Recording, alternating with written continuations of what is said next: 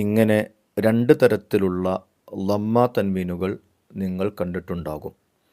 കെസ്റ തൻവീനും ഫത്ഹ തൻവീനും രണ്ട് രൂപത്തിൽ ഖുർആനിൽ എഴുതിയതായി കാണാൻ സാധിക്കും. എന്താണ് ഇവ തമ്മിലുള്ള വ്യത്യാസം? മതാഉൻ ഇലാഹീൻ, അവിടെയുള്ള തൻവീൻ വളരെ വ്യക്തമായാണ് നാം ഉച്ചരിച്ചത്. മുസ്തഖറും വ മതാഉൻ എന്നിടത്ത് ആ തൻവീൻ വ്യക്തമാക്കാതെയാണ് ഉച്ചരിച്ചത്. ലിബഅലിൻ അദുവ്, അവിടെയുള്ള തൻവീൻ വ്യക്തമായാണ് ഉച്ചരിച്ചത്. കലിമാത്തിൻ ഫതാബ, അവിടെയുള്ള തൻവീൻ വ്യക്തമാക്കാതെയാണ് ഉച്ചരിച്ചത്. ചുരുക്കത്തിൽ ഇങ്ങനെയുള്ള തൻവീൻ വ്യക്തമായി ഉച്ചരിക്കേണ്ടതാണ്. ഇതല്ലാത്ത മറ്റു രൂപത്തിലുള്ള തൻവീനുകൾ വ്യക്തമാക്കാതെയാണ് ഉച്ചരിക്കേണ്ടത്.